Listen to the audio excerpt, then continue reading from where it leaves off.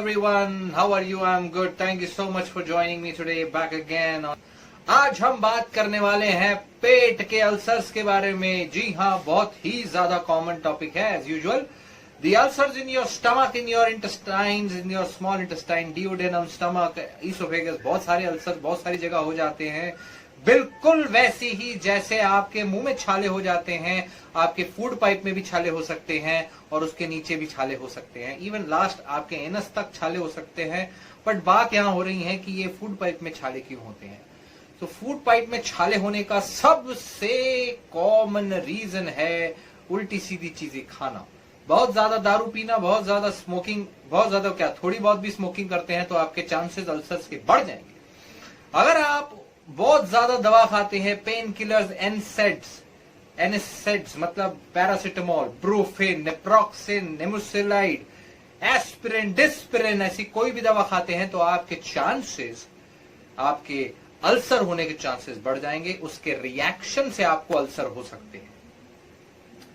अगर आपको एक एच पाइलोरी बैक्टीरिया का इन्फेक्शन हो जाए, हेलिकोबैक्टर पाइलोरी, इसका सबसे कॉमन रीजन जो अगर कोई दुनिया में है तो यही है। H pylori infection is one of the commonest reasons for your stomach ulcers and very difficult to treat. Yes, जिन लोगों को लंबे समय से अल्सर्स है, नो डाउट उनको एच पाइलोरी इन्फेक्शन है, no doubt, right. So H pylori और क्या, B12 vitamin deficiency, whenever you have a nutritional deficiency तब आपको हो जाते हैं अल्सर्स। मुंह में छाले होते हैं, वैसे ही पेट में भी अल्सर्स हो सकते हैं, स्टमक में। So vitamin B12 is a major concern है। विटामिन B12 डेफिशिएंसी से अल्सर्स हो जाते हैं, राइट। सो B12, अल्कोहल, दवाइयां और आपकी H pylori. Then the bigger factor here is stress. जी हाँ, क्यों किसी को होते हैं, किसी को नहीं होते। The factor here is stress. If you take a lot of stress, physical stress, psychological stress, ठीक से नींद नहीं लेना। आपने देखा होगा जब भी रात को आप नहीं सोते, अगले दिन कई बार लोगों को मुंह में छाले हो जाते हैं, क्योंकि ऑलरेडी टेंडेंसी होती है कुछ ना कुछ तरीके से, और एक आप उसमें लास्ट कील ठोक देते हो कि सोते नहीं और अगले दिन आपको मुंह में छाले हो जाते हैं। So that is what is happening inside your stomach also. इसीलिए आपको कुछ प्रकार के खाने से ज्यादा गैस एसिडिटी होती है, कुछ प्रकार के खाना ज्यादा जलता है। कई बार देखिए, गैस अलग चीज है, इंडाइजेशन अलग चीज है, गैस्ट्रोइसोफेजियल रिफ्लक्स डिजीज अलग चीज है और अल्सर्स अलग चीज है, लेकिन आसपास है सारे अल्ले वाले है गए, but then there is little difference. And the point is that there is an ulcer in your stomach wall. Normally there is acid in your stomach. Acid होता है स्टमक में, जिसका काम है आपने जो भी खाया, जो खाने के फूड पाइप से जाके स्टमक में गया, उसको अपने एसिड में प्रेजेंट एंजाइम से गलाना, ताकि वो गली हुई टूटी हुई चीज नीचे जाके स्मॉल इंटेस्टाइन में एब्जॉर्ब हो जाए। अब एसिड से स्टमक भी गल जाएगा। जी हाँ भाई साहब, जो लोग नॉनवेज खाते हैं, अगर वहां लोग किसी ऑर्गन भी खा ले तो ऑर्गन भी गल जाता है, तो फिर खुद का स्टमक क्यों नहीं गलता? क्योंकि आपका एसिड से आपके स्टमक को सेपरेट करता है आपके स्टमक में प्रेजेंट म्यूकस।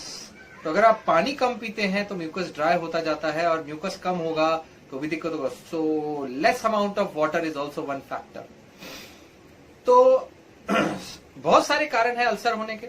ये सारे कारण जो मैंने अभी बताया, ये सारे के सारे बहुत मोस्ट कॉमन रीजंस अल्सर हो जाने के।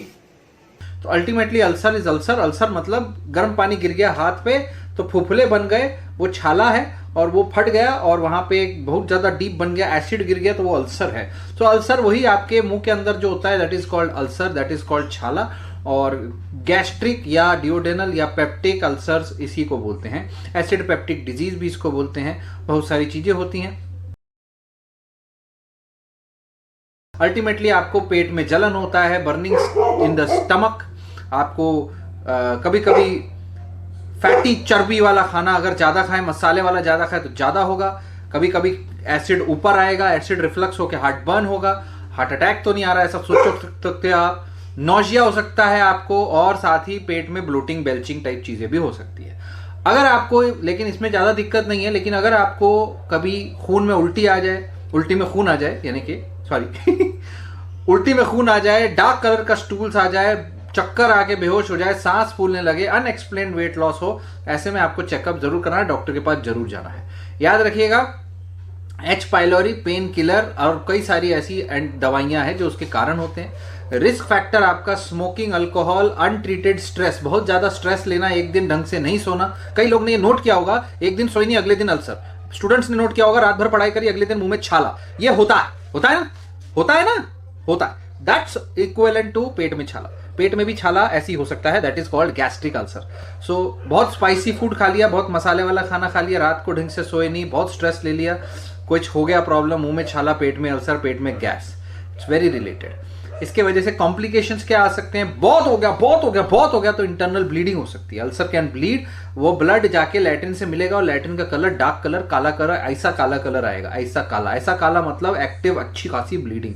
हल्का फुल्का brown colour we can not say right now, ऐसा है।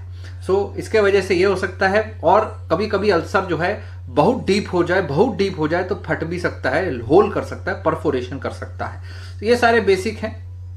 पेप्टिक अल्सर्स कई बार डाइजेस्टिव सिस्टम्स को अफेक्ट कर सकते हैं और इवन इन्फ्लामेशन करके सूजन कर सकते हैं आसपास के एरिया में। सूजन करके वो एरिया लिटरली उसके अंदर से रास्ता बंद हो सकता है, तो it can actually block the way also. And बहुत रेयर है, लेकिन क्रोनिक अल्सर अगर हो रहा है, अल्सर सालों साल लगे रखे ख्याल अल्सर, तो हर बार अल्सर बार बार होने से, उस एरिया में इन्फ्लामेशन बार बार होने से आपके अगर कहीं जेनेटिकली आपको कैंसर के चांसेस होने हैं तो वहां पर कैंसर का चांस बढ़ सकता है। याद रखिए, इट्स नॉट लाइक उससे कैंसर हो जाएगा, इट्स लाइक कि इन्फ्लामेशन जहां होगा, है ना, अगर आग लगनी है तो गर्म एरिया में लगेगी ना, वैसी बस ऐसा है। आग लगनी जरूरी नहीं है ना, ऐसा है। सो प्रिवेंशन बहुत जरूरी है भैया, और ट्रीटमेंट बहुत जरूरी है। प्रिवेंट क्या करोगे? एच पाइलोरी नामक बैक्टीरिया को प्रिवेंट करना फिलहाल पॉसिबल नहीं है, लेकिन अगर आपको ये food to food and water से ट्रांसमिट होता है, तो गंदे फूड, गंदे खाना, भाई गोलगप्पे, जय माता दी, लेट्स रॉक, ना खाओ ज्यादा बाहर का खाना, फिर वो है। और बाहर का जो अनहाइजीनिक फूड है वो कम खाइए, ना खाइए। दूसरा, पेन किलर अवॉइड करिए, दर्द के कारण को ठीक करिए, डॉक्टर से बात करिए, अच्छे डॉक्टर से ढूंढना आपकी जिम्मेदारी है। और गैस की गोलियां खा सकते हैं गैस्ट्रिक अल्सर्स के लिए, उसके लिए मेडिकेशंस ले सकते हैं। स्ट्रेस अवॉइड करिए भैया, relaxation is important, stress prevention is important, deep breathing is important. अच्छी नींद के लिए योगा, मेडिटेशन और एक्सरसाइज इज गुड। मेलाटोनिन नामक मेडिकेशन ले सकते हैं, प्रोबायोटिक ले सकते हैं। अगर आपको लग रहा है कि नहीं, आराम नहीं आ रहा है, then those things can actually work very nicely. Treatment क्या करोगे? देखो, अल्सर है तो अल्सर का ट्रीटमेंट बहुत सिंपल है। आपको अल्सर खुद ही ठीक होता है, it's a simple thing. Ulcer ने खुद ठीक होना है, मगर भैया प्रॉब्लम इज कि इट टेक सम टाइम।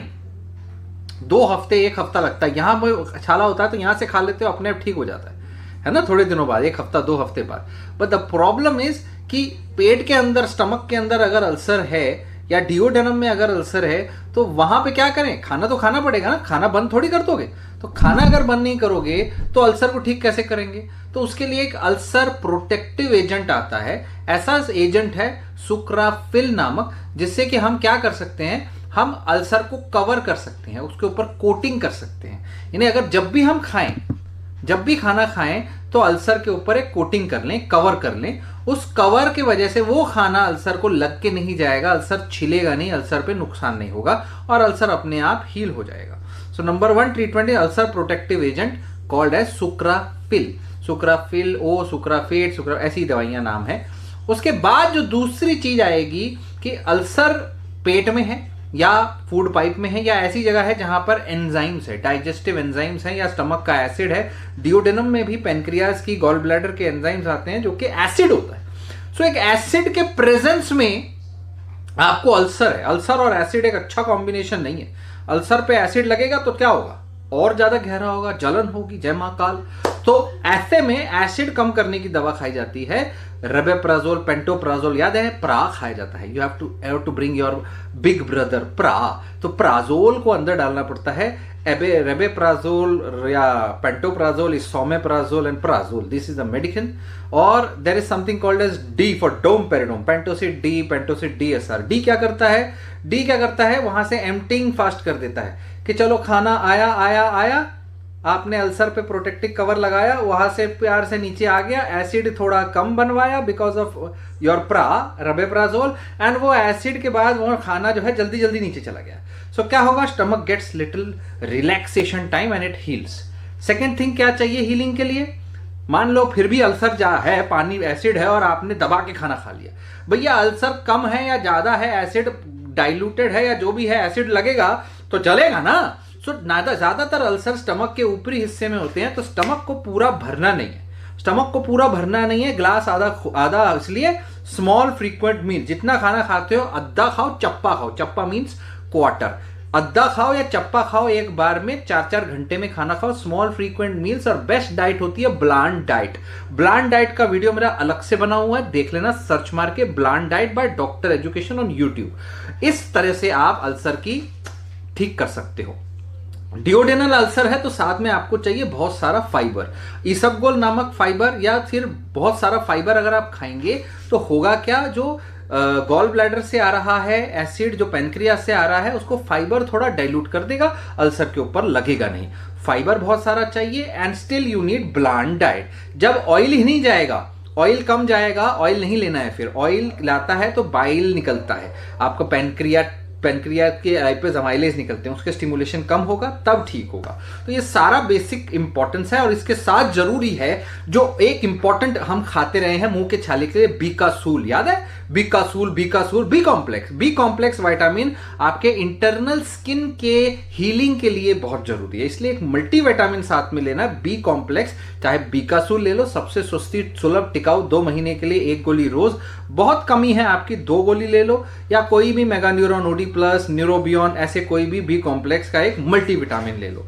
बस इतना ही ट्रीटमेंट है, अल्सर आपका पक्का ठीक हो जाएगा, मगर अगर समझोगे तो।